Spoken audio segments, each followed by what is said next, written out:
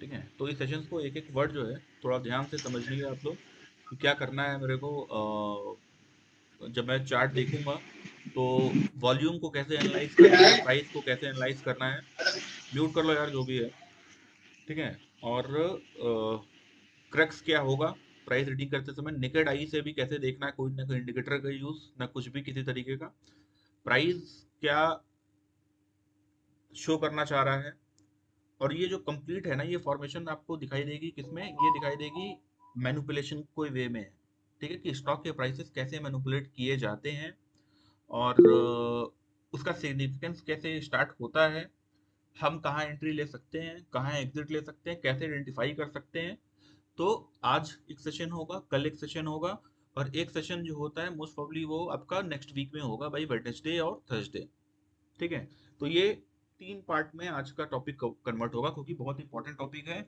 और स्टॉक्स या stock options, stocks या स्टॉक ऑप्शंस के पोजिशनल की बात करूंगा। स्टॉक्स तो कैश हो गया, स्टॉक ऑप्शंस के पोजिशनल के लिए,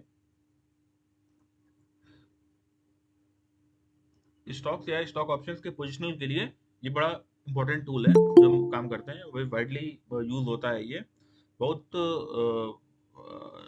अगर देखा जाए कि प्राइस एनालिसिस करने के लिए, क्योंकि हम लोग करते क्या है ना, हम लोग जो ट्रेडिंग करते हैं वो करते हैं एक गट फीलिंग पे। ठीक है, प्राइस ने ब्रेकआउट दिया तो मैं एंट्री, ठीक है, प्राइस रिट्रेस कर रहा है तो ये तो बेरिश हो गया, कट कर देता हूँ, स्टॉप लॉस ले लेता हूँ।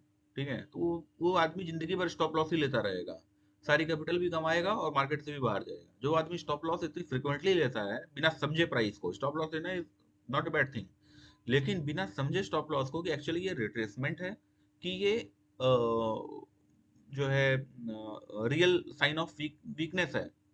तो अगर ये दोनों में डिफरेंशिएट नहीं कर पाओगे तो आप डेफिनेटली स्टॉप लॉस ही लेते रहोगे और पूरे लाइफ ही जाएगी स्टॉप लॉस लेने में ही, अगर ट्रेडिंग में एक्टिव रहोगे तो। ठीक है। मैं पागल नहीं हूँ, हर चीज में बोलता हूँ भैया रुक जा यार, होल्ड वाला है, कुछ मैं अर्ली एग्जिट करा देता हूँ क्यों भाई, समझ में आता है मेरे को कि यहाँ क्यों है। ठीक है। तो अपनी अपनी सेंस ऑफ ट्रेडिंग है लोगों की।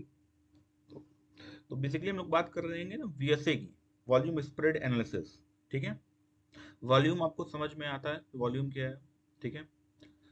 स्प्रेड आपको पता है, स्प्रेड मतलब विथ, कितनी रेंज है उसकी, स्प्रेड मतलब रेंज कितना है। ठीक है। एनालिसिस को की अंडरस्टैंडिंग, कि इस बिहेवियर की अंडरस्टैंडिंग जो होती है वो है। तो बीएसए में जब हम आते हैं ना, उसके पहले एक आपको ना स्टोरी सुनाऊंगा मैं। ठीक है, स्टोरी कोरिलेट करेगी इस थ्योरी से।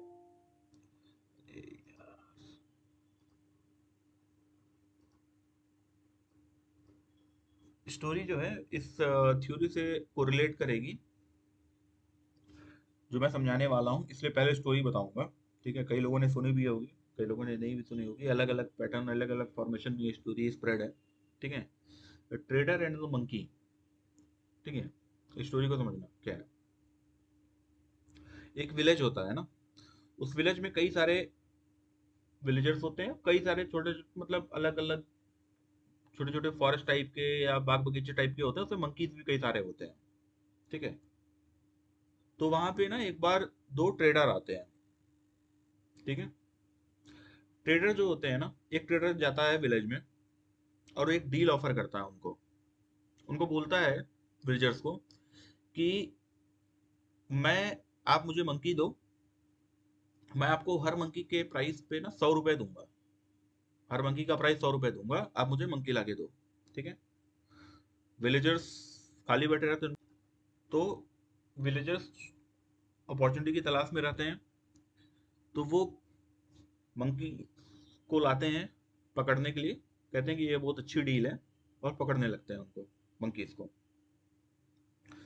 वो मंकी को पकड़ते हैं और ट्रेडर को देते हैं।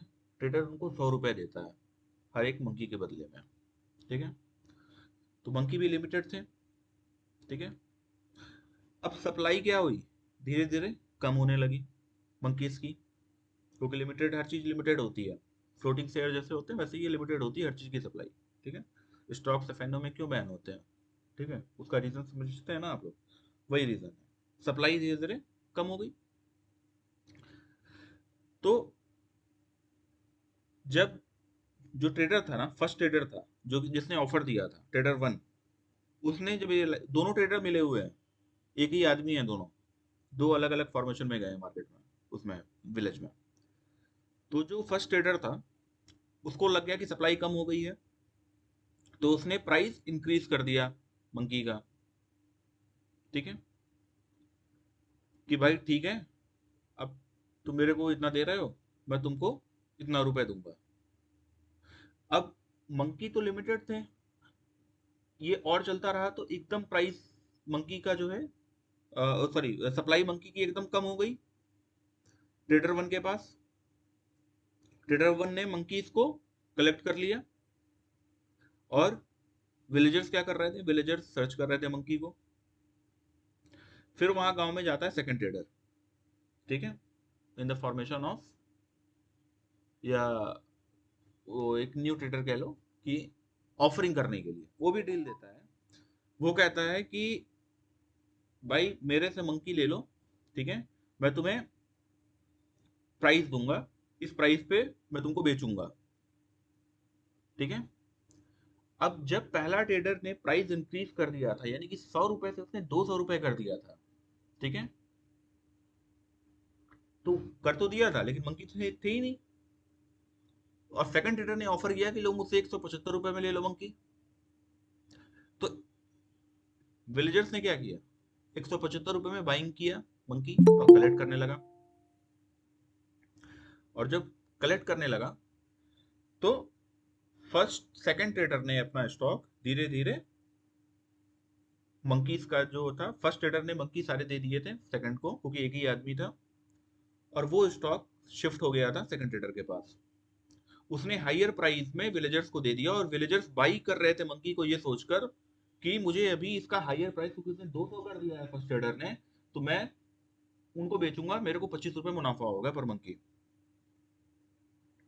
फिर फर्स्ट ने क्या किया, बाई करना बंद कर दिया, मंकी को फर्स्ट ने बाई करना बंद कर दिया। और जो सेकंड ट्रेडर था उसने अपना स्टॉक खाली कर दिया, जितना भी मंकी आया था वो सारा मंकी रोटेट होके कहाँ पे चला गया, रिटेलर के पास, यानी कि विलेजर्स के पास। तो मंकी किसके पास बचा, गांव वालों के पास। किसके हाथ में पैसा आया, 100 रुपए में लिया उसने मंकी, 175 रुपए में बेच दिया, पैसा किसके पास आया, ट्रेडर के पास। और वो वहां पे गांव से निकल गए ये बोलकर कि मैं आऊंगा बाई करने आपसे दोबारा, गांव में कुछ दिन बाद आऊंगा। ठीक है, ये है डिमांड और सप्लाई, ये है मैनिपुलेशन ऑफ प्राइसिंग।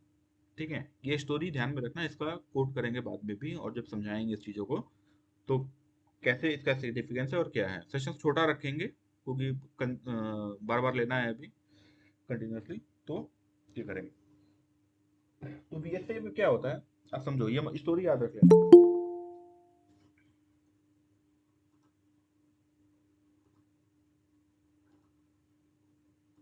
ठीक है, ये स्टोरी याद करने के लिए इसलिए बोल रहा हूँ क्योंकि जो चीजें आपको भी समझ में आएगा ना, तो जो फेजेस होते हैं मार्केट के उससे कोरिलेट कर पाओगे अभी जो मैं समझाऊंगा उससे। तो बीएसए क्या होता है, देखो बीएसए को समझने के लिए ना बहुत स्मार्ट वे आपको अपनाने की जरूरत नहीं है, एकदम प्रैक्टिकल अप्रोच रखेंगे चीज़ों का, जो कि रियल में आप समझ भी पाओ और कर भी पाओ। ठीक है, तो देखो मार्केट में दो तरीके की परफॉर्मेंस होती है। ठीक है, एक एक होती है होलिस्टिक और एक होती है श्रिंक। होलिस्टिक क्या होती है, होलिस्टिक ये होती है कि जब एकदम ट्रेंड होती है मार्केट, ठीक है, या कोई पर्टिकुलर स्टॉक की ही बात कर लो, ट्रेंडिंग होती है, सब पैसा कमा रहा है उसमें, बाइंग सेलिंग चल रही है, एकदम डायरेक्शनल मूवमेंट होती है। श्रिंक होती है रेंज बाउंड कह लो या कंजेशन कह लो। कंजेशन की मार्केट एक होती है जिसमें ऊपर नीचे चलता रहता है, stop loss target, stop loss target, target कभी आता नहीं, स्टॉप लॉस लोग नीचे बाई करने की कोशिश करते हैं, बेट करते हैं कि नीचे ही बाई करेंगे या जून में बाई करेंगे। ठीक है, ये पार्टिसिपेंट कौन होते हैं, दो पार्टिसिपेंट होते हैं, एक होती है स्मार्ट मनी और एक होती है रिटेलर्स। ठीक है, या रिटेलर्स मत बोलो, इसको अदर बोल दो। ठीक है, अदर ज़्यादा बेटर वर्ड है। वजह क्या है, स्मार्ट मनी एफआईज भी होते हैं, डीआईज भी होते हैं, बैंक्स भी होते हैं, आपके अलग अलग लोग होते हैं, प्राइवेट कंपनीज भी होती हैं, ठीक है, पीएसयूज भी होते हैं, सब होते हैं।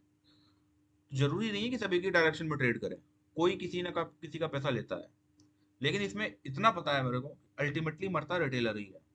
ठीक है, मरते तो वो लोग भी हैं, बड़े बड़े लोग, लेकिन वो मैनिपुलेट करने की ताकत रखते हैं, इसलिए प्राइस को अपने लेवल तक मैनिपुलेट करके कॉस्ट टू कॉस्ट निकल जाते हैं, और रिटेलर फंसता है उसमें। लाइक अगर किसी LIC ने कोई शेयर सेल किया, ठीक है, स्टॉक ऑप्शंस में LIC ने कोई बेट लगाया किसी उसके फंड मैनेजर ने, कि कोई बेट लगाया स्टॉक ऑप्शंस पे 10 रुपए पे कि इसको मैं 13 रुपए में बेचूंगा। ठीक है, 13 रुपए पे किसी DI ने बाई कर लिया और उसने सेल कर दिया और स्टॉक पे पैनिक क्रिएट हो गया। DI इन द सेंस बोल लो कि आप HDFC बैंक का कोई फंड मैनेजर हो, ठीक है, या HDFC लाइफ का कोई फंड मैनेजर हो, क्योंकि इन सबके सारे पैसे जाते हैं वहीं पे, ठीक है, स्टॉक मार्केट में ही। तो उसने सेल कर दिया, उसने बाई तो कर लिया 13 पे, लेकिन उसने जब उसने बेचा ह्यूज क्वांटिटी, तो एक पैनिकनेस क्रिएट हुई। ठीक है, और वो पैनिकनेस की वजह से प्राइस शॉर्ट हुआ। जब प्राइस शॉर्ट होकर फिर से वापस 10 रुपए पे आ गया, तो HDFC लाइफ वाले के फंड मैनेजर के पास इतनी गट्स है, इतना पैसा है कि वो मैनिपुलेट करने की ताकत रखता है फर्दर लोअर लेवल पे और लाकर प्राइस को 9 रुपए पे लाके फिर से लोअर प्राइस दिखाकर 13 रुपए तक पहुंचाने की। उसकी ताकत ये नहीं होगी वो 15-16 रुपए तक बाइंग क्रिएट कर दे, लेकिन 13 रुपए तक या 12 रुपए तक वो अपना लॉस श्रिंक करने की ताकत रखता है, और ये होता भी है डे टू डे में, ये बहुत कॉमन चीज है जो मैं आपको बता रहा हूँ। वो निकल जाएगा, फंसेगा कौन? रिटेलर, चाहे 9 पे बाइंग किया वाला हो जो कि होल्ड किया हुआ है पोजीशन, या 13 पे बाई किया या 12 पे बाई करने वाला आदमी हो कि ये मार्केट अब ट्रेंडिंग हो या ब्रेकआउट है, ये सोचकर रिटेलर बाई करता है, तो फंसता रिटेलर ही है ऑलमोस्ट। ठीक है, क्योंकि मैनिपुलेशन पावर नहीं होती है। तो VSA ये है कि हम इसमें ना इम्पैक्ट समझते हैं स्मार्ट मनी का, कि कैसे एंट्री स्मार्ट मनी लेती है और कब एग्जिट करती है। ठीक है, with the help of price action और उनका वॉल्यूम स्प्रेड। ठीक है, वॉल्यूम्स को देख के स्प्रेड हम समझ सकते हैं इस चीज को, एक तरीके से 70-80% जज कर सकते हैं चीजों को कि हाँ ये एंट्री है। ठीक है, इससे हमें क्या हेल्प मिलती है? हेल्प मिलेगी ना हमें कि उसकी जो डायरेक्शन है स्मार्ट मनी के ट्रेड करने की, उसके वे में जाकर हम पैसा बना सकते हैं मार्केट से। और इन सबका केवल एक चीज मतलब है समझना VSA का, मैनिपुलेशन ऑफ प्राइस। प्राइस की मैनिपुलेशन को हमको बड़ा समझना है। अगर मेरी अंडरस्टैंडिंग किसी स्टॉक को लेकर है कि प्राइस मैनिपुलेशन मतलब क्या हुआ, भाई स्टॉक अप ट्रेंड में जाने वाला है इन फ्यूचर, लेकिन वो है नीचे, तो ये मैनिपुलेट हो रहा है कि बिजनेस है साइन। ठीक है, ये चेक करना ही जजमेंट है। और स्मार्ट मनी क्या करना चाह रही है एक्चुअल में, हम कैसे जज कर सकते हैं उसको, यही वो चीज है। चाहे आप स्टॉक्स में ट्रेड करो या पोजिशनल स्टॉक ऑप्शंस में जाओ, इंट्राडे में बहुत ज्यादा रिलीवेंस इसका नहीं मिलेगा। पोजिशनल अगर 3-4 दिन 5 दिन रखना चाहते हो स्टॉक्स को, स्टॉक ऑप्शंस को, तो रिलेवेंसी है इसमें। और swing, ultra swing, cash holding, positional, उसमें तो VSA का कुछ कहना ही नहीं, मतलब कह लो कि बेस्ट चीज है, वन ऑफ द फाइनेस्ट चीज है ये, विदाउट एनी इंडिकेटर। ठीक है, अब इसको ऐसे समझो ना कि स्मार्ट मनी क्या है, कौन है? एक बंदा है ना जो पर्दे के पीछे बैठा हुआ है, ठीक है, और स्टॉक के प्राइस को क्या करता है? मैनिपुलेट करता है। ठीक है, जिससे आप या तो आपको फायदा होगा या तो नुकसान होगा। अगर आपने वो क्या करना चाहता है, उसकी इंटेंट क्या है, उसको समझ लिया, उसकी डायरेक्शन को समझ लिया, तो फायदा है। अगर आप उसके अगेंस्ट चले गए, ठीक है, यानी कि अगर वो बेरिश दिखाना चाहता है मार्केट को, आप बेरिश चले गए, तो आप लॉस करोगे। अगर वो बेरिश दिखा रहा है और आप बुलिश हो, तो पोजिशन में आप, इसलिए मैंने कहा कि इंट्राडे में इसका रिलेवेंस नहीं है, तो आप पोजिशन में जाकर उसका प्रॉफिट गेन करोगे। ठीक है, ये चीज है। वो लोग क्या करते हैं, स्मार्ट मनी क्या करती है? सबसे पहले स्मार्ट मनी एक फाउंडेशन बनाती है। ठीक है, फाउंडेशन बनाती है। फाउंडेशन कंसिस्ट कैसे करता है? फाउंडेशन कंसिस्ट कैसे करता है कि करंट प्राइस क्या है स्टॉक का, ठीक है, किस लेवल तक उनको नीचे लेकर जाना है, किस लेवल तक प्राइस को ऊपर ले जाना है, और रास्ते में कहाँ पे उसको ऑफलोडिंग करनी है स्टॉक्स की, यानी निकालना है स्टॉक्स को, और हाई पे या तो करना है। ठीक है, दो वे होते हैं, या तो रास्ते में निकालते हैं या तो टॉप पे निकालते हैं, या पैनिक तरीके से निकालते हैं स्टॉक्स को अगर कुछ सेंटीमेंट्स अचानक से निगेटिव हो गया तो। ठीक है, तो फाउंडेशन के फेजेस समझ लो आप क्या होता है ना, तो आप लोग समझ रहे होगे। लाइक देखो, मार्केट,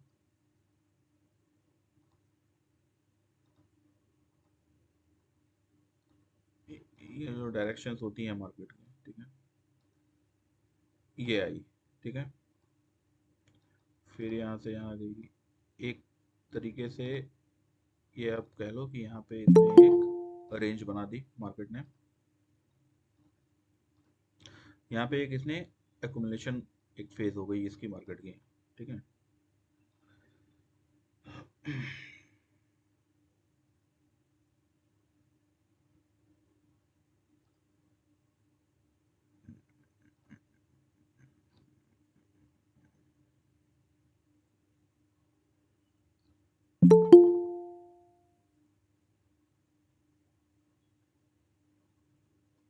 यार तुम लोग बोल भी नहीं रहे हो कि ये ऑफ है, रिकॉर्ड नहीं हुआ इसमें, ठीक है। फिर से बता देता हूँ,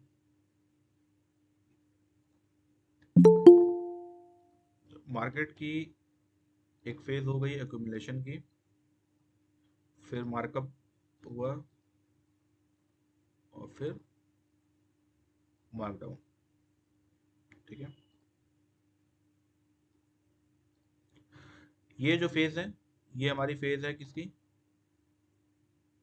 एक्युमुलेशन हो गई, ये मार्कअप हो गई, ये फेज हो गई डिस्ट्रीब्यूशन, और ये फेज जो हो गई मार्कडाउन, ठीक है।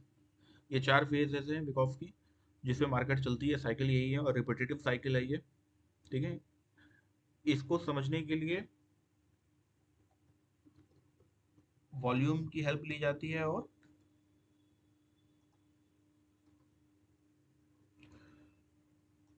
प्राइस एक्शन की, ठीक है, जोन ब्रेकआउट की और वॉल्यूम की और प्राइस एक्शन की हेल्प ली जाती है, जिससे ट्रेड से हम आइडेंटिफाई कर सकते हैं, जजमेंट कर सकते हैं कि ये स्मार्ट मनी क्या ट्रेड करना चाह रही थी एक्चुअल में, ठीक है। ये चार फेजेस हो गई मार्केट की। अभी क्या समझते हैं, स्प्रेड, ठीक है। स्प्रेड है, होता क्या है स्प्रेड, लाइक समझना है इस चार्ट को।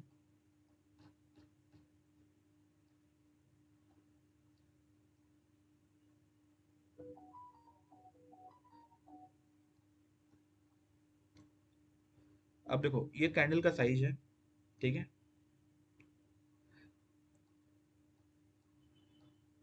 ये कैंडल का जो साइज है, ये आपका हाई हो गया, ठीक है, ये आपका क्लोज हो गया, ये ओपन हो गया, और ये लो हो गया। बहुत कॉमन चीज है, इतना पता है सबको। ये जो रेंज है ना, हाई और लो की, ये जो रेंज इसने क्रिएट करी, ठीक है, लाइक ये जो रेंज इसने क्रिएट करी, ठीक है, 6.9% की जो रेंज क्रिएट करी, यही स्प्रेड होता है, ठीक है। इसी को स्प्रेड बोलते हैं। अभी अब मैं बात करूँ ना इसकी कि इसका स्प्रेड ले लो, ठीक है, हाई और लो, ठीक है, 2%, इन सब का स्प्रेड ले लो, इनका स्प्रेड ले लो, ठीक है। तो ये स्प्रेड हो गया कैंडल का, हाई और लो का जो गैप होता है या विथ होती है, उसी को स्प्रेड बोलते हैं। ये क्लियर हो गया, इसमें कोई बहुत ज़्यादा रॉकेट साइंस नहीं है। एक हाँ भैया। कैलकुलेशंस, हाँ, ये कैलकुलेशंस एक तरीके से और उसको बताता हूँ, बहुत ज़्यादा रिलेवेंसी इसको मत रखना, लेकिन कैलकुलेशंस आप ऐसे समझ लो कि लास्ट 40 बार, 50 बार, 60 बार, ठीक है, हाई स्प्रेड जजमेंट करने का। जैसे क्या होता है ना कि ये तो बड़ी दिख रही है हमें, ठीक है, लेकिन क्या ये हाई स्प्रेड है, ठीक है। तो ये हाई स्प्रेड जज करने के लिए हम लोग जनरली क्या करते हैं, 40-50% का, जो 40-50% जो हमारी प्रीवियस बार्स होते हैं, 40% कह रहा हूँ, सॉरी, जो 40-50-60 प्रीवियस बार्स होती हैं, ठीक है, अगर उनके एवरेज से 1.5% ये ज़्यादा होता है, ठीक है, यानी कि आप जो भी ट्रेड यहाँ पे रेंज ले लो, इतनी रेंज का जो भी स्प्रेड आ रहा होगा, आप उसको 20 रख लो, 25 रख लो, वो डिपेंड करता है कि आप किस टाइम फ्रेम के लिए ट्रेड करने जा रहे हो। अगर आप एक दिन ट्रेड करना चाहते हो, तो आप 5-6 दिन का, 7 दिन का, 8 दिन का देख लो स्प्रेड। अदरवाइज आप हायर टाइम फ्रेम की पोजीशन जाना चाहते हो हफ्ते भर के लिए, तो आपको एटलीस्ट 20-25 जाना पड़ेगा। शॉर्ट पोजीशन के लिए जाना चाहते हो तो 50 बार के तो अप्रॉक्स आपको चाहिए देखने के लिए। तो जब ये स्प्रेड हमें समझ में आ रहा है कि भाई स्प्रेड हमें पता चल गया, इस कैंडल का स्प्रेड क्या है, डेली कैंडल है ये, इसका स्प्रेड क्या है, तो स्प्रेड आइडेंटिफाई करने के बाद ठीक है, अगर हमें ये दिखता है कि लास्ट 40 बार्स का 1.5% से ज्यादा है, लेकिन जब भी देखेंगे तो 1.5% देखेंगे, 1.25 से 1.5% तक देखेंगे। अगर उससे ज्यादा एवरेज मुझे समझ में आता है कि इसका एवरेज उससे ज्यादा है, इसको भी ऐसा ऐसा नहीं कैलकुलेट करना है बैठने के लिए, वॉल्यूम तो दिखेगा। तो अगर 1.5% से ज्यादा है ठीक है, तो वो उसको बोलेंगे हम हाई स्प्रेड है कैंडल। लाइक आप देखो इसको, इंट्राडे के लिए हाई स्प्रेड कैंडल थी, इंट्राडे सॉरी, एक दो दिन के लिए हाई स्प्रेड कैंडल थी है। इसका जो एवरेज है वो हमारे पास 7-8 कैंडल देखोगे, तो एक दो दिन के लिए इसने पर्याप्त मूव दे दिया कि लाइक इसने ब्रेकआउट अगर मैं यहाँ पे लिया 3400 पे, तो हमारा 3595 3600 का समथिंग हमारा रिटर्न आ गया कुछ ना कुछ, ठीक है। तो ये डिपेंड करता है कि आप किस टाइम फ्रेम के लिए देखना चाह रहे हो। ये कैलकुलेशंस बता रहा हूँ कि 1.5% से ज्यादा होना चाहिए लास्ट रेंज की कैंडल्स का। और नैरो बोलेंगे कब, जब 0.7 से कम होगा वो। लाइक नैरो रेंज हो गई, तो नैरो रेंज हो गई मतलब कि कोई भी स्टॉक है तो या तो नैरो रेंज बना रहा है लाइक ये, ठीक है। तो अपने प्रीवियस कैंडल्स का देखोगे तो कितने टाइम फ्रेम का बना रहा है, कम रेंज का बना रहा है, तो फिर ये NR47 NR7 ये NR4 या NR7 का ब्रेकआउट आप इसको कह लो नैरो रेंज का, ठीक है। तो जब ब्रेकआउट देगा तो मेरी एंट्री होगी। अब डिपेंड करता है कि मैं कहाँ तक स्टॉक को कैरी करूंगा। तो ये छोटी रेंज की जो कैंडल्स होती हैं वो नैरो स्प्रेड कैंडल्स होती हैं, ठीक है। तो ये बेसिकली स्प्रेड होता है कि हाई स्प्रेड कैंडल्स हो गई, नैरो स्प्रेड कैंडल्स हो गई, ठीक है। इससे जजमेंट हमारी हो जाएगी। मेरे को 1 मिनट का टाइम देना है यार बस, ठीक है। तो ये हमारा एक स्प्रेड के बारे में बात होगी। अभी क्या है ना, क्लोजिंग कैसे होती है कैंडल्स की, उसको देखते हैं, समझते हैं एक बार कि लाइक एक कैंडल आप ये समझो, ठीक है, कि ये एक कैंडल बनी, ठीक है। ये इसका कैंडल का हाई हो गया,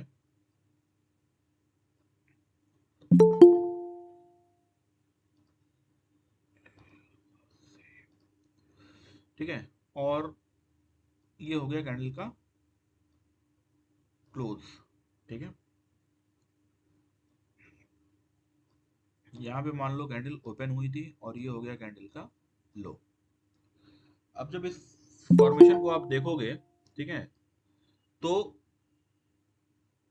एकदम एकदम ध्यान से समझना है इस चीज को जो बता रहा हूँ मैं।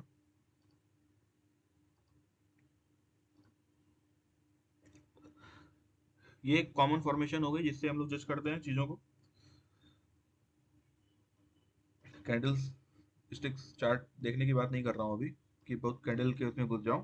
बस समझो कि कैंडल की क्लोजिंग कैसे होती है, मैं जो बता रहा हूँ क्लोजिंग कैसे इम्पैक्ट करती है फ्यूचर को, वो चीज बता रहा हूँ, ठीक है। देखो, अगर ये क्लोजिंग, ठीक है, हाई के, ठीक है, जो स्प्रेड है, ठीक है, उसके टॉप के, ये हो गया हमारा स्प्रेड हो गया पूरा यहाँ से यहाँ तक का। अगर ये क्लोजिंग ना ये जो स्प्रेड है इसका हाई हो गया, इस हाई के 30% सेगमेंट में होती है अगर, ठीक है, 30% की रेंज में होती है, तो इसको हम बोलते हैं हाई क्लोज, ठीक है। अगर ये समवॉट कहीं यहाँ पर होती है, ठीक है, मान लो कि ये यहाँ पे कहीं हुई, ठीक है, ये क्लोजिंग हो गई, तो इसको मैं बोलूंगा मिड क्लोज, ठीक है, जो कि 30% से और 70% के बीच में हो, यानी कि 70% या 30% के बीच में अगर क्लोजिंग होती है तो इसको मैं समझूंगा क्या, मिड क्लोज। और अगर यहाँ ओपन है और यहाँ पे इसने क्लोज दिया,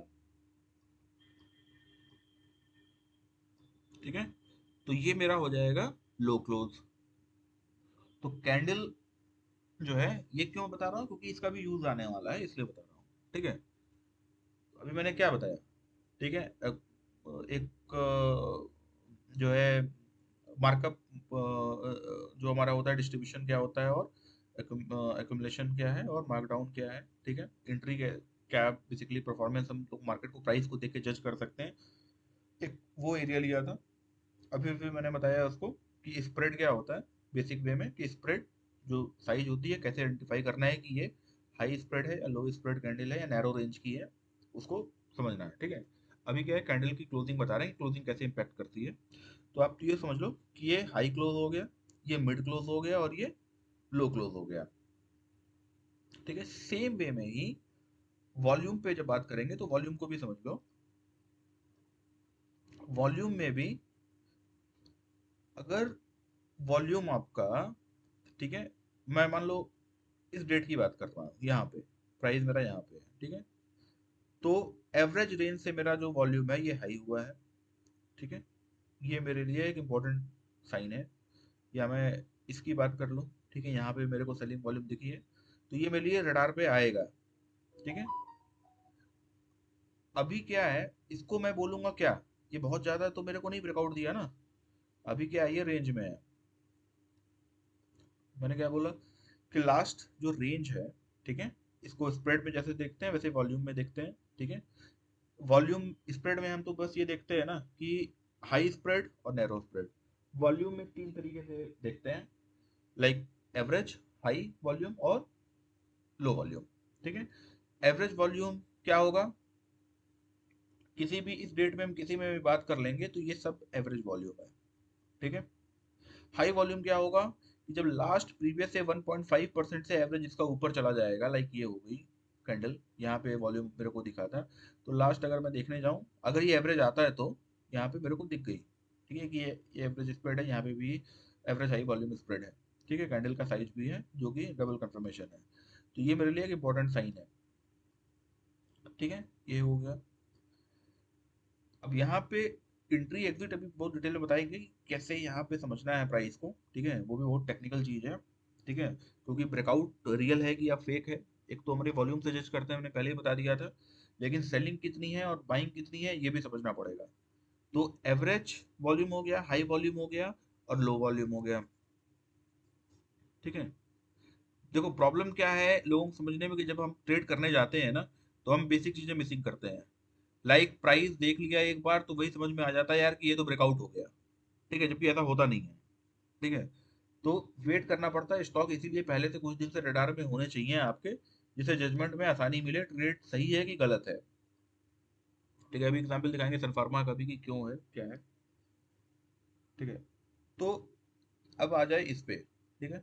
वॉल्यूम वाला भी समझा दिया मैंने स्प्रेड, ठीक है, और कैंडल का स्प्रेड समझाया अभी, ठीक है। ये हाई लो, हाई क्लोजिंग क्या है, लो और मिड, ठीक है।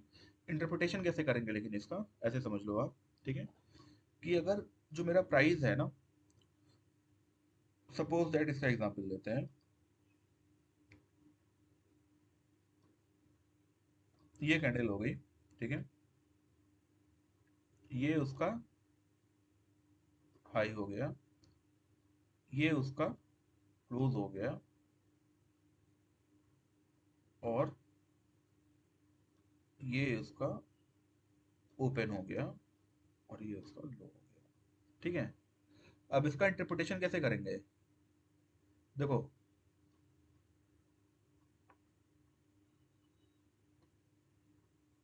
ये जो रेंज है ना क्लोजिंग से लो की, इसको मैं मानूंगा कौन सी, बाइंग रेंज, ठीक है। समझना है इस चीज को थोड़ा ध्यान से, ये बाइंग प्रेशर है और यहां से अगर यहाँ का जो डिस्टेंस है वो है सेलिंग प्रेशर। हाई और क्लोज के बीच का डिफरेंस होगा उसको मैं इंटरप्रेट करूंगा क्लोजिंग से, ठीक है। तो सॉरी सेलिंग से, तो हाई और क्लोज का जो डिफरेंस हुआ वो हमारा हो गया सेलिंग प्रेशर, इससे हो गया हमारा बाइंग प्रेशर। जब भी हमें इंटरप्रेट करना होगा तो अगर हमारा बाइंग सेलिंग से ज्यादा है, ठीक है, तो अभी बेरिश फॉर्मेशन नहीं बना है चार्ट में, ठीक है। कैंडल का साइज कुछ भी हो विद कुछ भी हो, लेकिन ये फॉर्मेशन अगर मैं चेक कर रहा हूँ अभी ऐसे की, ठीक है, इसको टूल्स भी मिल जाएंगे बहुत सारे, आपको इतना मैंने वो चेक करने की जरूरत नहीं है कि ये बाइंग हाइंग क्या है, वो मैं सब डिटेल में बता दूंगा आने वाले सेशंस में कि कैसे चेक करना है, इसको टूल्स बता दूंगा बेसिकली। लेकिन कॉन्सेप्ट समझना ज़्यादा जरूरी है कि होता क्या है, ठीक है। तो बाइंग प्रेशर ये हो गया, सेलिंग प्रेशर ये हो गया, ठीक है। इससे आप इंटरप्रेट ये कर लोगे कि बाइंग ज्यादा है कि सेलिंग ज्यादा है, और अभी प्रेशर किस चीज में है। ठीक है, तो ये दो कॉन्सेप्ट समझ में आ गया आपको।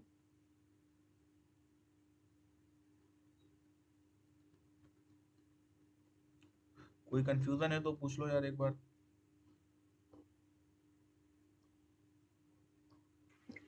हाँ भैया, एक बार रिपीट कीजिए ना। तो मैं लंबा काम बता देते यार तुमको रिपीट करने का। सेशंस रिकॉर्ड हो रहा है वो मैं बता दूंगा, जिसको समझ में आ गया उसमें कोई अगर डाउट हो तो वो पूछो, क्योंकि रिपीट वाला तुम्हें सेशंस देख लेना तो समझ में आ जाएगा, वो तो रिकॉर्ड हो ही रहा है सेशन। ओके भैया।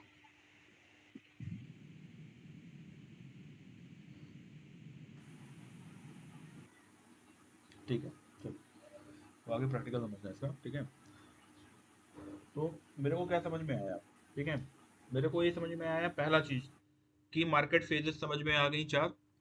Markup, markdown, accumulation and distribution. Accumulation किस पॉइंट पे होता है, उसको कैसे आइडेंटिफाई करना है वो भी नहीं बताया है। मार्कअप क्या होता है वो दिखता है, हाई फॉर्मेशन में वो बनता है वो। ठीक है, फिर मैंने बताया इस स्प्रेड क्या होता है। ठीक है, तो स्प्रेड कैंडल की विथ और कैसे होती है 1.5% से, अगर एवरेज उसका लास्ट 40-50 जो भी जिस रेंज के लिए आप शॉर्ट टर्म पर्सपेक्टिव से देख रहे हो या इंटरडे पर्सपेक्टिव से देख रहे हो, तो जो भी रेंज आप लोगे, जो टाइम फ्रेम लगा रहेगा चार्ट का, तो 20 ले लो, 50 ले लो, 60 ले लो, जैसा भी है, तो उसका 1.5% से ज्यादा होना चाहिए, तो वो आएगी हाई स्प्रेड में। नैरो आएगी कब, 0.7 से लो में। ठीक है, उसी तरीके से मैंने बताया अभी क्लोजिंग कैसे इम्पैक्ट करती है रीडिंग में चार्ट को। वो होती है हमारी हाई और मिड और लो। अगर 30% में हो रही है अबव में, तो वो हमारी हाई क्लोजिंग हो गई। 30 से 70 के बीच में अगर हो रही है तो वो क्लोज हो गई, सॉरी मिड हो गई। और लो में हो रही है तो लो क्लोज हो गई। फिर वॉल्यूम बताया कि एवरेज, हाई वॉल्यूम और लो वॉल्यूम को कैसे आइडेंटिफाई करना है। ठीक है, तो ये रियल प्रैक्टिस है। ठीक है, ये दिखेगा चार्ट पे आपको डे टू डे में। फिर बार बार इंटरप्रिटेशन है कि ये बार जो है वो हाई और लो का है, तो सेलिंग और बाइंग कैसे जज हो रही है वो बार को देख के कैसे अंदाजा लगा सकते हैं। क्लोजिंग और लो के बीच में कितना गैप है, अगर हाई और क्लोज का गैप क्लोज और लो के गैप से ज्यादा है तो सेलिंग प्रेशर है। अगर हाई और क्लोज का लो क्लोज और लो के गैप से कम है तो बाइंग प्रेशर ज्यादा है। ठीक है, रिपीट देखना वीडियो को तो समझ में आएगा। ठीक है, अभी अब फर्दर आगे एक्सटेंड करते हैं टॉपिक को थोड़ा सा। ठीक है, कि जो जोन है हमारा, ठीक है, अभी जाएंगे डिस्ट्रीब्यूशन वाले में पहले। ठीक है, कि डिस्ट्रीब्यूशन में कैसे एडजस्ट करते हैं, क्या कर रहे हैं हम लोग। तो डिस्ट्रीब्यूशन में चेक करने के लिए ना, देखो क्या होता है, एक जगह पॉइंट यहाँ पे आता है एक्यूमुलेशन में कि जहाँ पे हम लोग बाइंग करते हैं। ठीक है, यानी कि स्मार्ट मनी बाइंग करता है वहाँ पे। ठीक है, हम वहाँ पे ये डरते हैं कि हमें अब इतना नीचे आ गया तो भी और नीचे आएगा, तो ये सोच कर हम वहाँ पे रुके रहते हैं। ठीक है, तो हम बाइंग नहीं करते। फिर जब वो स्टॉक अप मूव जाता है हाइयर हाई पे हम बाइंग करते हैं, या तो और हाइयर लो, समझना बात को, मेंटेलिटी क्या है। हाइयर हाई पे बाई करते हैं टॉप पे, और हाइयर लो पे यानी कि अप ट्रेंड में ही बाई कर रहे हैं, ऐसा नहीं कि हम गलत डायरेक्शन में बाई करते हैं, लेकिन हाइयर लो हमारा जो होता है ना वो स्टॉप लॉस हो जाता है हमारा, जबकि वो उनकी रिट्रेसमेंट होती है। ठीक है, तो वो एक समझने का तरीका है कि एक्चुअल में हायर हाई बन रहा है, फॉर्मेशन क्या बना रहा है चार्ट। मैं कोई भी कैश स्टॉक देखता हूँ तो देखना उसमें एक कॉमन चीज होती है, फॉर्मेशन होती है हायर हाई की, वर्ड लिखा होता है उसमें। ठीक है, ये प्रैक्टिकल करते हैं और वो चलता भी है मार्केट में। अब उसको यूज ना करो एक अलग बात है, ये फॉर्मेशन और चार्ट पैटर्न समझना ज्यादा जरूरी है। तो प्राइस एक्सेप्टेंस एक जोन होता है, यानी कि आप उसको बोल लो कि डिमांड। ठीक है, और प्राइस रिजेक्शन एक जोन होता है जहां पे उसको बोल लो सप्लाई। ठीक है, या रेजिस्टेंस। ठीक है, अब इसको समझने के लिए ना, इस जोन को समझने के लिए, ठीक है, प्राइस रिजेक्शन ले लेते हैं। ठीक है, प्राइस रिजेक्शन समझ लोगे तो फिर ये आपका एक्सेप्टेंस वाला जोन समझ में आ जाएगा, इसलिए प्राइस रिजेक्शन ले रहा हूँ पहले।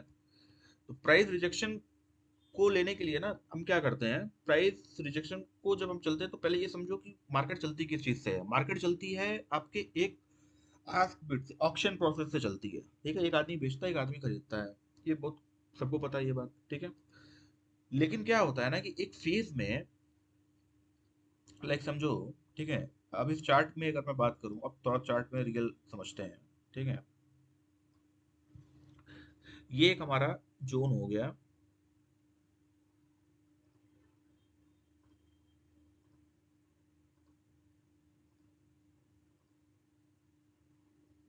ठीक है, एक जोन हमारा ये हो गया, ठीक है। ये जोन मेरा हो गया कौन सा फेज, एक्यूमुलेशन फेज, जहाँ पे वो ट्रेडर आया था और उसने डील ऑफर करी थी, ठीक है, कि मैं हर मंकी के बदले 100 रुपए दूंगा, ठीक है। उसके बाद आया मेरा फेज कौन सा,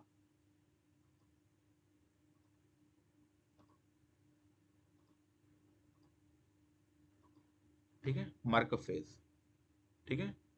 यहाँ पे उसने बेच दिया मंकी को, ठीक है, दूसरे ट्रेडर ने यहाँ पे मंकी पे बेचना स्टार्ट कर दिया। और फिर ये जो जोन बन रहा है ना, ये जोन बन रहा है सेलिंग का, जहाँ पे डिस्ट्रीब्यूशन होगा, ठीक है। ओवर द पीरियड देखोगे तो मैं इसको बाई नहीं करूंगा, लेकिन एक चार्ट में देखो तो इसको ये यहाँ पे एक समवॉट डिस्ट्रीब्यूशन दिखा, ठीक है, क्योंकि मैंने क्या बताया, मार्केट रिपीटेटिव साइकिल पे चलती है, ठीक है, कंटिन्यूस चलती रहेगी। तो मेरे को समझना है ये बात कि यहाँ पे ट्री है। अब इस कैंडल को लेकर भी समझाएंगे कि क्या है ये, कौन सा क्लाइमेक्स अप्रोच कर रहा है यहाँ पे। तो ये हो गया हमारा फिक्स, ठीक है। और यहाँ पे वो इस फेज में वो निकल आए, गांव से बाहर चले गए, ठीक है। तो ये एक फेज है सिंपल इस साइकिल का, जो मैं समझा रहा हूँ यूएसए का। सिग्निफिकेंस कैसे आएगा इस ट्रेड में, समझना कैसे है इसको, ये तो थ्योरी हो गई। देखो, अब समझना है इस ट्रेड को। अभी अगर मैं यहाँ पे हूँ एक जोन में, यहाँ पे मैं बाई कर रहा हूँ, एक जोन है मेरा यहाँ पे ऑप्शंस में लगाता हूँ, स्मार्ट मनी एंट्री कर रहे हैं यहाँ पे। स्मार्ट मनी की एंट्री हमेशा लो वॉल्यूम से होती है और एग्जिट हाई वॉल्यूम से होता है, पॉइंट टू बी नोटेड, ठीक है। तो अगर वो यहाँ पे एक्यूमुलेट कर रहे हैं चीज़ों को, ठीक है, और प्राइस को अप मूव ले जा रहे हैं, लाइक उन्होंने 2500 में बेचा और 3100 में बेचना चाह रहे हैं उसको, स्टॉक्स को, या यहाँ पे वो कम्प्लीटली नहीं बेचना चाहते, यहाँ पे हो सकता है रिटेलर ही रिटेलर ही सेल कर रहे हो, या छोटे मोटे डीआई सेल कर रहे हो, ठीक है। तो वो स्टॉक प्राइस यहाँ तक गिरेगा, ठीक है। उसके बाद फिर एक अप ट्रेंड दिखा, यहाँ पे इमीडिएट अप ट्रेंड दिख गया। अब ये जो अप ट्रेंड दिखा, ये हमें लो वॉल्यूम से दिखा अप ट्रेंड, इसमें कहीं पे भी हाई वॉल्यूम अभी ऐसा जनरेटिव नहीं हुआ है। यानी कि अगर ये अब ट्रेंड हमें दिख रहा है लो वॉल्यूम का, तो मेरे को क्या समझना है, मेरे को ये समझना है कि जिसने यहाँ पे एंट्री ली थी वो अभी कंटिन्यूएशन में है, तो मैं यहाँ पे एंट्री ले सकता हूँ। क्योंकि रिट्रेसमेंट में जब भी आपको क्या बताया कि हम हाइयर हाई पे यहाँ पे खरीद लेते हैं, कि प्राइस यहाँ से आ रहा है, यहाँ पे खरीद लिया मैंने, और यहीं पे जब यहाँ तक गिर जाता है तो बेच दिया, और फिर प्राइस यहाँ से अब चला गया। तो यही समझना है कि मेरे को प्राइस यहाँ पे होल्ड करना है कि नहीं करना है। अब सपोज दैट, मान लो कि ये 15 मिनट का चार्ट है, इंट्राडे आप ले रहे हो, तो आप तो यहाँ बेचोगे, लेकिन यहाँ बेचना बनता तो है नहीं।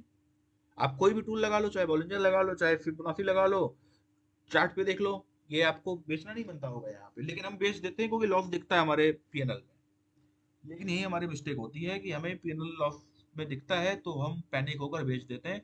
लेकिन ये ध्यान रखना कि कभी भी ऐसा नहीं होगा कि जब आप बाई करोगे तो केवल ये 10-20% आपके साथ किस्मत बहुत अच्छी रहेगी तो कहीं बाई करते हुए आपका स्टॉक यहाँ से यहाँ चला जाएगा। लेकिन जनरली स्टॉक हमेशा रिट्रेस करता है, तो आपको लॉस में एक बार पीएनएल में नेगेटिव दिखेगा स्टॉक, चाहे वो 2 दिन के लिए हो, हफ्ते भर के लिए हो, 10 दिन के लिए हो, ठीक है। तो जब प्राइस यहाँ पे गया, बायर को ये लगने लगा कि प्राइस यहाँ पर महंगा हो रहा है, ठीक है, इस जोन को इसने ब्रेक किया, एक दिखा देते हैं, ठीक है, इस जोन को इसने यहाँ पे ब्रेक किया, ठीक है। आप इंट्राडे में ट्रेड कर रहे हो, आप होल्ड कर रहे हो, ठीक है। फिर यहाँ से ये एंट्री आई, अभी भी आपको लगा कि ये बुलिश है, ठीक है, यहाँ पे, तो आपने इसको बाई कर लिया यहाँ पे, ठीक है। लेकिन जो आदमी वीएसए से ट्रेड करेगा वो यहाँ पे बाई नहीं करेगा, ठीक है। एक कॉमन आदमी यहाँ पे बाई कर सकता है, लेकिन जो आदमी चीजों का जानकार है वो कभी बाई नहीं करेगा, ठीक है, क्योंकि एक ऑलरेडी आपको दिख रहा है चार्ट पर कि ये एक फेज चल रहा है, कोई सर्टेन चीजें यहाँ पे नहीं है कि यहाँ से प्राइस अप ही जाने वाला है। ठीक है, तो जब बायर का इंटरेस्ट यहाँ पे खत्म हो गया, यहाँ से प्राइस रिजेक्ट हुआ फर्स्ट वीक से, जब बायर का रिजेक्शन यहाँ पर आया कि प्राइस हमारा 3000 में मैं पॉलीकैब नहीं खरीदने वाला हूँ, तो वो एक रिजेक्शन शार्प दिखेगा। ठीक है, लेकिन प्राइस यहाँ पे सस्टेन कर रहा है। ठीक है, ऐसा नहीं है कि इमीडिएट प्राइस नीचे आ जाएगा, प्राइस फिर ट्राई किया, ठीक है, विथ ए स्मॉल ब्रेकआउट, यहाँ पे वॉल्यूम के हिसाब से ट्राई किया, लेकिन अभी भी यहाँ पे बायर को लगता है कि ये खरीदने लायक नहीं है। ठीक है, यहाँ पे लेकिन क्या है, इस केस में जो मैं समझा रहा हूँ, प्राइस रिजेक्शन यहाँ पे हो रहा है, लेकिन पर्सपेक्टिव बड़ा नहीं है, अभी ये हायर हाई फॉर्मेशन में ही है। क्यों बड़ा है? क्योंकि हमें कोई पैनिक सेलिंग वॉल्यूम के साथ देखने को नहीं मिली है इस रोटेशन में। आप देखना चार्ट को, जो मैं बोल रहा हूँ समझना। यहाँ पे मेरे को पैनिक सेलिंग देखने को मिली थी, ठीक है, लेकिन प्राइस जो है इस जोन के सपोर्ट में ही रह गया। यहाँ के नीचे कहीं यहाँ पे क्लोज करता तो मैं नेगेटिव मानता उसको। यहाँ पे जब इसने नेगेटिव किया, मैं स्टॉक ऑप्शंस की बात नहीं कर रहा हूँ, मैं स्टॉक्स की बात कर रहा हूँ इस समय। यहाँ पे जब इसने नेगेटिव किया, तो मैं यहाँ पर वॉल्यूम नहीं देख रहा हूँ कहीं पे भी कि बहुत ह्यूज वॉल्यूम से सेलिंग हो रही हो। ठीक है, तो फिर मैं यहाँ पे सस्टेन्ड रहूंगा तब तक। क्यों? क्योंकि मेरा हायर हाई फॉर्मेशन यही बोल रहा है कि अभी ये स्टॉक हायर हाई फॉर्मेशन में बना सकता है। ठीक है,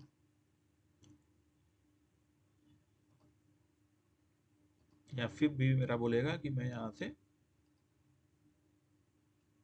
एंट्री 0.61 से पुल बैक ले सकता है, तो एकदम एग्जैक्ट वहीं से एंट्री है। तो यहाँ पे एग्जिट इतनी आसानी से अभी नहीं बनेगा अगर आप स्टॉक होल्ड किए हो, बहुत पैनिक हो, कुछ नहीं देख रहे हो, तब तो आप एग्जिट कर दो, कोई अलग बात है, लेकिन यहाँ पे एग्जिट नहीं है, चाहे वो 5 मिनट का चार्ट हो, चाहे वो 1 घंटे का चार्ट हो, चाहे 1 दिन का चार्ट हो। ठीक है, तो ये जो जोन है वो प्राइस रिजेक्शन जोन है। ठीक है, अब यहाँ पे क्या है, समझना बात को, यहाँ पे कंटिन्यूसली 2 ग्रीन बार से इसने ब्रेकआउट दिया। अभी मैं समझूंगा ना कि प्राइस रिजेक्शंस, अब इस चीज को नोटिस कर लेना, फिर अभी जब आने वाले टाइम में भी ये बताऊंगा ये जो है कैसे आइडेंटिफाई करेंगे कि ये बेरिश हो रहा है कि बुलिश हो रहा है, साइन ऑफ वीकनेस है कि नहीं है इसमें। ठीक है, क्योंकि कभी ऐसा नहीं होगा, ठीक है, कि अचानक से प्राइस ये गया ब्रेकआउट में और फिर धड़ाम से नीचे आ जाए। प्राइस रुक रुक कर ही नीचे आता है। ठीक है, लेकिन हमारा जोन हमें पता होना चाहिए कि कहाँ के नीचे हमारी एग्जिट है। ठीक है, प्राइस हमेशा कंजेशन फॉर्म में आएगा, बहुत रेयर ही होगा कि 2 3 4 कैंडल लगातार बन जाए। ठीक है, रेड रेड रेड, और वो इसी साइज की 4 5 कैंडल यहाँ तक आ जाए। ठीक है, जैसे एस्ट्रल में हुआ था, तो फिर वो एक फॉर्मेशन अभी बन रही है यहाँ पे, फिर वो बेस फॉर्म करेगा करेगा अगर अच्छा स्टॉक्स है, तो वो बेस फॉर्म करेंगे ही करेंगे अगर अच्छे स्टॉक्स है वो तो। ठीक है, तो ये हो गया हमारा रिजेक्शन का, आपने समझा रिजेक्शन क्या है। ठीक है, जैसे ये मार्किंग देखते हो ना, ये भी मार्किंग है, अपवर्ड है, डायरेक्शन है, लेकिन क्लोजिंग नहीं हो रही है, तो कैसे नहीं हो रही है? ठीक है, ये अगर एक ब्रेकआउट आया, ब्रेकआउट के बाद जो रेड कैंडल बन रही है, ये भी बताने वाला हूँ, बताता हूँ मैं। ठीक है, तो रिजेक्शन जोन समझ में आया। अभी आप समझो सपोर्ट जोन, सेम ही तरीके से सपोर्ट जोन होगा। ठीक है, सेम तरीके से हमारा सपोर्ट जोन काम करेगा। लाइक जैसे आप ये देखो, ठीक है, यहाँ पे एक प्रेशर आया था सेलिंग का, ये ड्रामेटिक कैंडल हो गई। ठीक है, प्राइस इस जोन में आया, ठीक है, और फिर इसने साइन दिया बुलिशनेस का। ठीक है, और फिर यहाँ से इसने फॉर्मेशन बना के ऊपर गया। तो ये जो जोन है, ये जोन मेरे लिए इंपॉर्टेंट होगा। क्यों होगा? क्योंकि ये सपोर्ट जोन के रूप में फॉर्मेट हो गया। जैसे ये रिजेक्शन जोन के लिए था, यहाँ पे रिजेक्ट हुआ, यहाँ पे रिजेक्ट हुआ, कंटिन्यूसली डेली रिजेक्ट हो रहा है, और फिर यहाँ पे आके फिर इस जोन में 2 दिन लगातार रिजेक्ट किया है इसने, लेकिन फिर साइन दे रहा है, साइन दिया है इसने बुलिश का। सेम वे में ही हमारा ये भी जोन काम करता है। लाइक यहाँ पे चल रही है, इसको अगर आप स्प्रेड भी कर दो तो भी इसी तरीके के जोन से बिहेव होगा कि प्राइस इसी जोन में घूम रहा है, रिजेक्ट होकर फिर इसने दिया। फर्स्ट अटेम्प्ट था, यहाँ पे फर्स्ट अटेम्प्ट पे इसने ब्रेक दिया, सेकंड अटेम्प्ट था, कंसोलिडेशन हुआ और फिर ब्रेकआउट हुआ। तो होपफुली ये चीज समझना, ये तो 1 आवर चार्ट पे लगाओगे तो इंट्राडे का आपको ट्रेड मिल जाएंगे उसमें, ठीक है। लेकिन 1 डे में देखोगे तो आपको स्विंग और अल्ट्रा स्विंग स्टॉक्स की एंट्री और एग्जिट बड़े क्लियर तरीके से मिलेगी। हो सकता है कि इसमें आपको मेरे समझाने से बहुत अच्छा समझ में आ रहा हो, लेकिन जब आप रिपीटेटिव देखोगे और चार्ट पे प्रैक्टिस करोगे, multiple n number of charts खोल लो, उसमें आपको यही दिखेगा, क्योंकि साइकिल ही यही है। इसके अलावा कोई बहुत ज्यादा आपको चीजें नहीं। हाँ, कुछ पैनिक अल्ट्रा वॉल्यूम जनरेट हो गया और अचानक से स्टॉक बूम करने लगा, ये एक अलग कॉन्सेप्ट है। लेकिन यहाँ पे इसी तरीके से ही फॉर्मेशन में ही कोई भी चार्ट बिहेव करता है। उसको ट्रेंड लाइन भी हम लोग ड्रॉ कर सकते हैं उसमें, हॉरिजॉन्टल भी सपोर्ट ले सकते हैं, कुछ भी कर सकते हैं, लेकिन काम ऐसे ही करेगा, ठीक है। तो ये प्राइस और ये हो गया। अभी मैं इंपॉर्टेंट आपको समझाता हूँ, ठीक है, कि कोई भी चार्ट बताओ जो इधर गिरा हो तो समझ में आएगा वो बेटर कि क्या है। लाइक एस्ट्रल ले लेते हैं।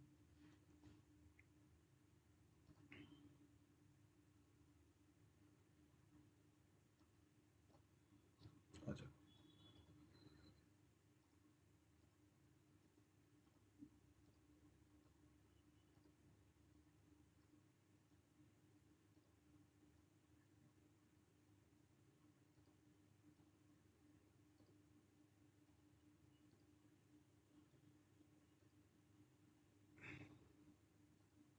ठीक है।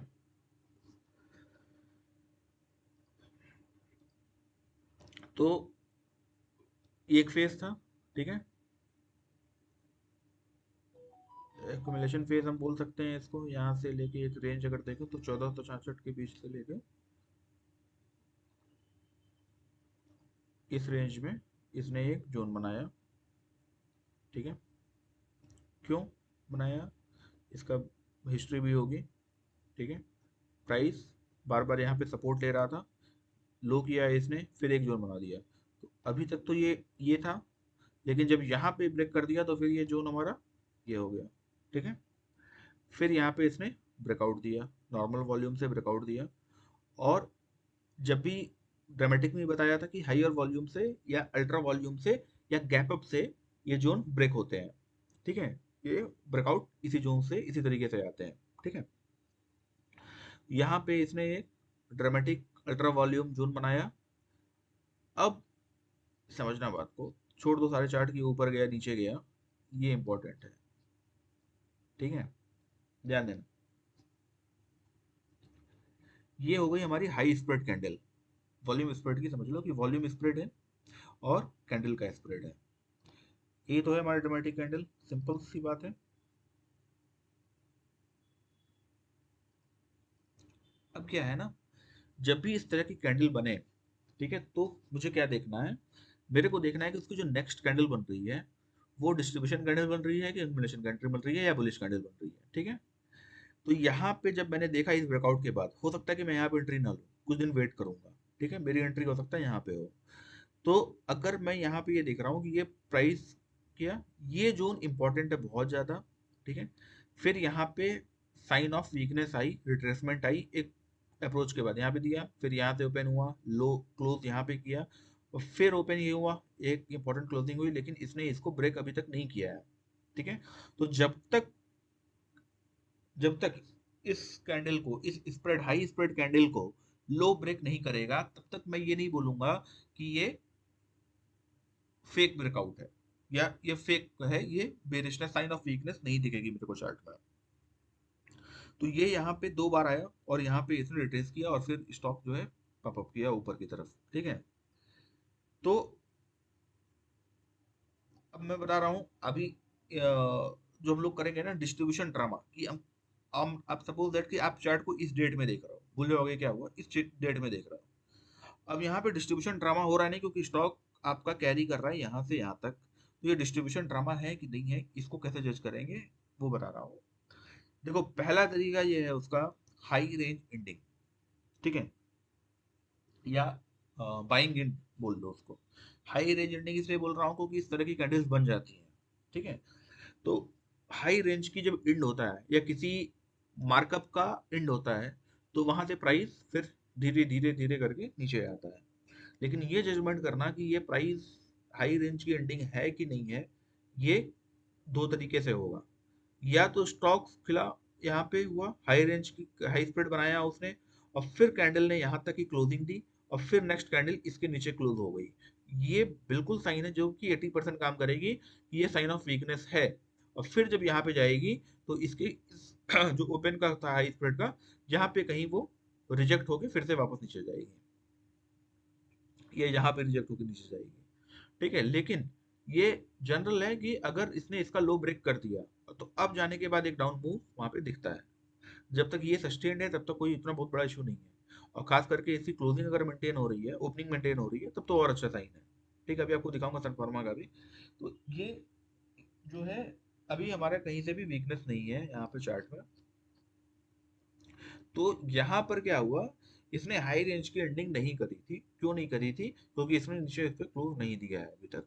ठीक है, तो मैं इसको स्टॉक पे यहाँ पे एंट्री करूंगा, और या तो फिर यहाँ पे एंट्री करूंगा मिड सेगमेंट में कहीं पे, या स्टॉक प्राइस यहाँ पे होगा तो यहाँ करूंगा और यहाँ पे ऐसा लगाऊंगा, चेक करूंगा कि ये रियल में वीकनेस है कि नहीं है। ठीक है, समवॉट सेम डेट में ट्राई कर लेना और तुरंत कर लेना बहुत रेयर है। इंट्राडे बेसिस पे आप कर सकते हो नेक्स्ट डे के, अगर इसने गैप अप दिया है और यहाँ तक गया है तो कर सकते हो। लेकिन पोजिशनल ले जाने के लिए थोड़ा सा 2-3 दिन 4 दिन स्टॉक को रडार पे रखना ही पड़ेगा आपको, अगर पोजिशनल स्टॉक को मेंटेन करना है तो। ठीक है, तो फिर इसने एक अपमूव दिया यहाँ पे, और यहाँ पे डिस्ट्रीब्यूशन हुआ। लेकिन समझना बात को कि जो हाई रेंज की एंडिंग होती है ना, उसमें भी दो फॉर्मेट होते हैं। एक होता है कंफर्म्ड हाई रेंज एंडिंग, और एक होती है पॉसिबल हाई रेंज एंडिंग। ठीक है, अभी मैं आपको क्या समझा रहा था, यहाँ पे ये पॉसिबल हाई रेंज एंडिंग है। यहाँ पे भी जब मैं चेक करूंगा ना तो ये भी पॉसिबल हाई रेंज एंडिंग है।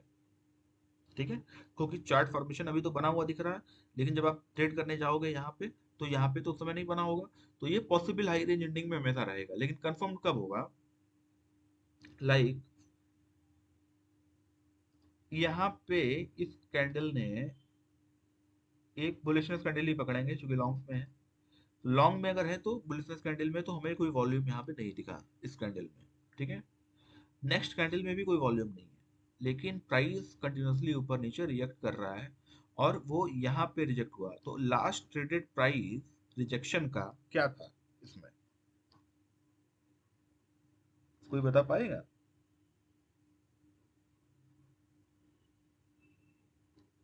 चलो, लास्ट ट्रेडेड रिजेक्शन का जो प्राइस था, ठीक है, वो यहाँ पे जब पहली बार प्राइस अप ट्रेंड में यहाँ पे जाके, यहाँ पे मत देखो कि सारी ग्रीन बनी है, यहाँ पे बेरिश भी हो सकते हैं। मेजर है कि मार्कअप हो ये, ठीक है, मार्कअप फेज में चल रहे हो। यहाँ पे रिजेक्शन हुआ प्रॉपर, और फिर इसके हाई को इसने क्लोज नहीं किया, क्रॉस नहीं किया, तो उस केस में लास्ट ट्रेडिंग प्राइस यही हो जाएगा हमारा, ये लास्ट एक्सेप्टेंस प्राइस ये था। ठीक है, और रिजेक्शन प्राइस क्या था? ये था।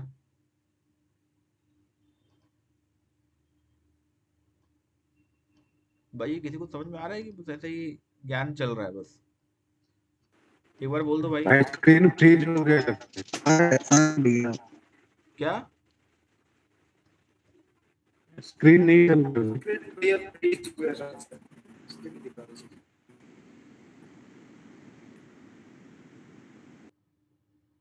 हेलो, कोई बोलेगा यार, आवाज नहीं आ रही है।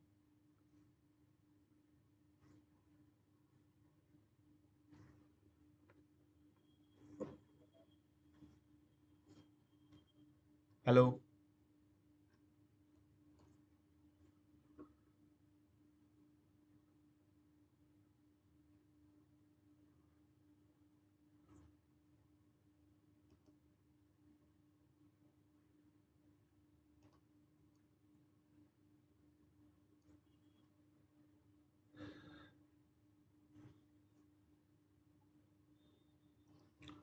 ठीक है, तो लास्ट ट्रेडेड प्राइस हमारा एक्सेप्टेंस प्राइस ये था, और रिजेक्टेड प्राइस ये था।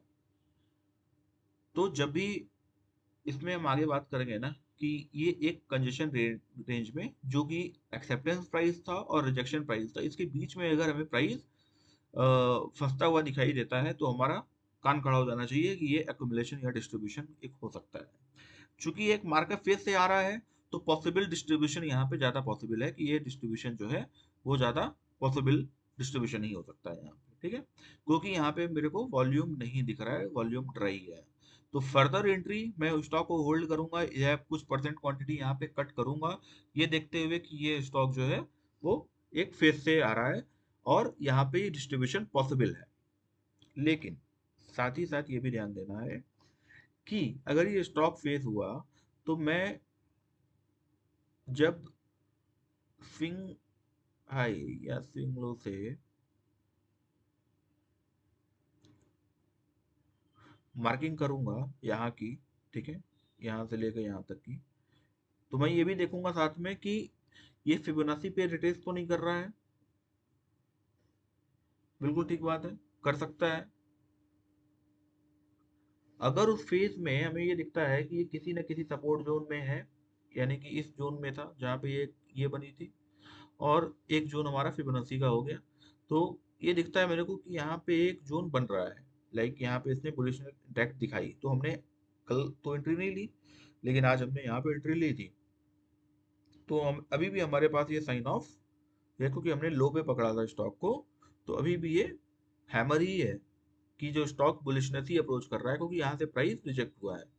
अब मैं यहाँ फ्रेश देखूंगा इस कैंडल को क्योंकि यहाँ पे वॉल्यूम से अप करने की स्टॉक ने कोशिश करी है, तो एक मूव मेरे को यहाँ तक का दिख सकता है, 50-60 पॉइंट का एक मूव यहाँ पे दिख सकता है स्टॉक में।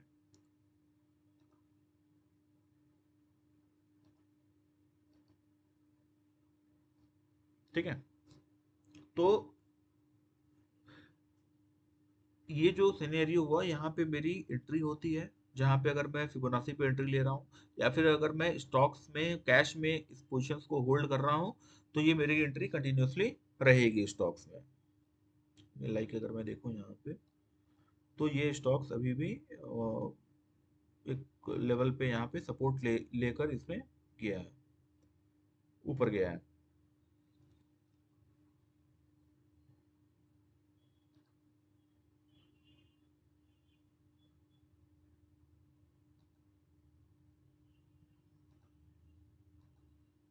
ये 0.38 लेवल से ऊपर गया था, ठीक है।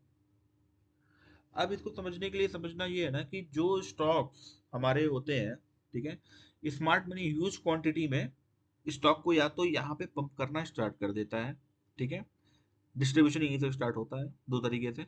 यहाँ पे या तो स्मार्ट मनी ह्यूज वॉल्यूम से स्टॉक को करेगा तो साइन ऑफ वीकनेस दिखेगी, तो यहाँ ह्यूज वॉल्यूम से अभी हमारा स्टॉक डाउन नहीं हो रहा है, ठीक है, और या फिर वो कंजेशन फॉर्म करके धीरे धीरे स्टॉक को वो करेगा, तो वो कंजेशन यहाँ पे हमें दिखा था, लेकिन फॉलिंग में वॉल्यूम हमें नहीं दिखा है अभी तक, ठीक है।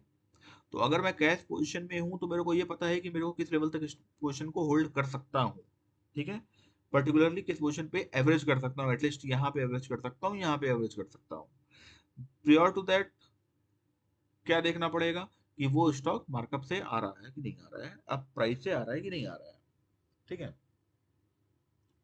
जनरली ये इंडिकेट करेगा किस चीज को, ये वाला फॉर्मेशन जो है कि अप मूव का एक एंड हो रहा है, ठीक है, तो या तो फिर वो एंड इमीडिएट आ गया यहाँ पे या फिर 2 3 4 5 सेशन लेकर आ गया, ठीक है। लेकिन ये भी देखना है कि हाइयर फॉर्मेशन में अगर स्टॉक है, क्योंकि ये एक फॉर्मेशन अभी हाइयर हाई बना दी इसने यहाँ पे, तो ये स्टॉक अप ट्रेंड में यहाँ तक तो जाएगा या ऐसे थोड़ा सा ऊपर तक जाएगा, ठीक है। तो इस फॉर्मेशन को भी चेक करना है साथ में, क्योंकि मैंने क्या बोला, ये क्या है, कंफर्म नहीं है, पॉसिबल, जब तक हो नहीं जाता हैपनिंग तब तक पॉसिबल ही रहेगा वो, हाई रेंज जो एंडिंग है वो तब तक पॉसिबल ही रहेगी जब तक वो कंफर्म चार्ट पे नहीं हो जाती है, तो हमारा रिएक्शन उसी हिसाब से होगा।